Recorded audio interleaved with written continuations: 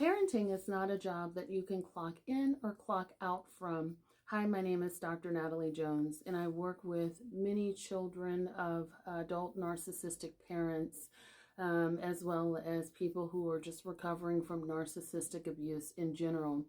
And a lot of times, one of the things that comes up a lot is that their parents have basically cut them off at the age of 18, which is considered adulthood for many, or they pretty much have washed their hands from any sort of parental or even grandparent responsibilities. And let me tell you, it also comes up a lot on the other end of the spectrum where, I've talked with parents of that nature that said, I had children too young, or, I didn't sign up for this part of it. I didn't sign up to be a single parent and this and that and the other.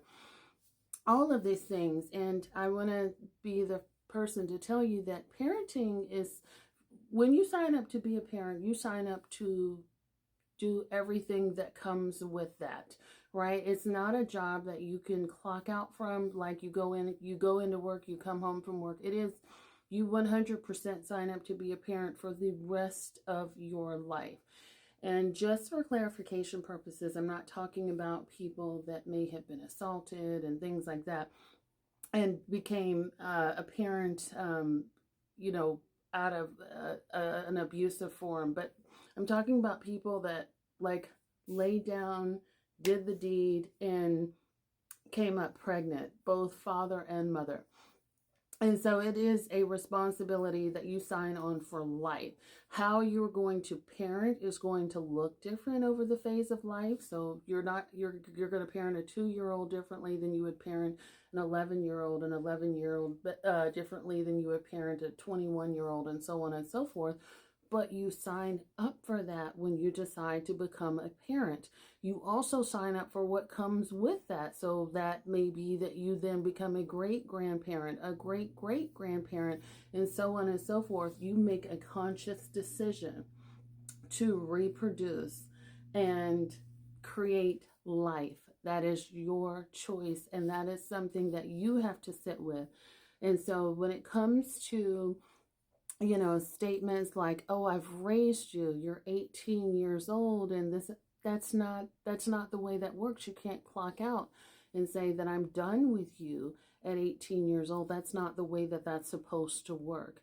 And that's just a shitty job at parenting, because even though your child may be an adult, there's still responsibilities that come with parenting them.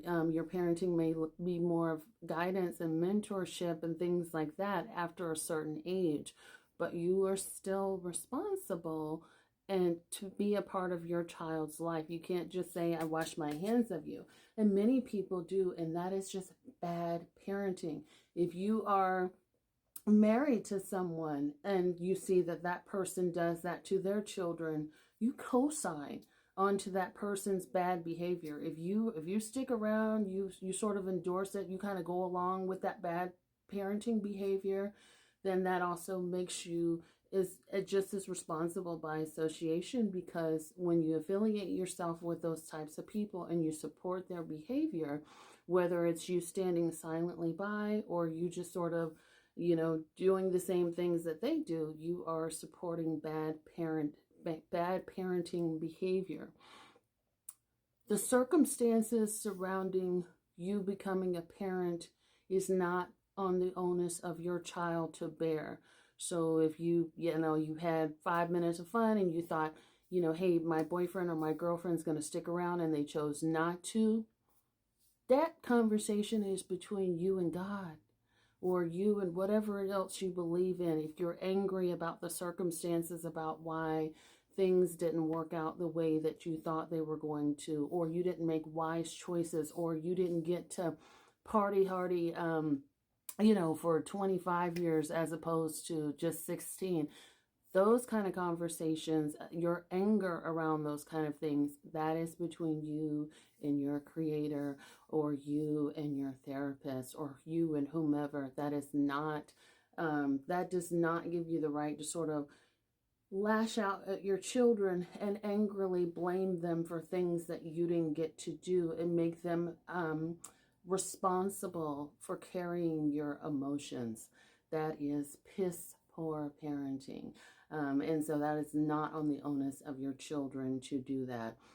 If you feel angry about circumstances, if you feel like resentful because the other parent is not in their life, if there's all these mixed emotions, that is your job as a parent, as a person who makes decisions for your life, to go and do the work that you need to do to emotionally reconcile and come to terms with that and move on. That doesn't become a barrier between you and your child, so that you could spew hatred, so you can continue to emotionally or physically abuse them in whatever way you see fit, because you have all of this bottled up anger and rage and resentment towards another person who didn't stick around, or because your life didn't turn out the way that you wanted it to be.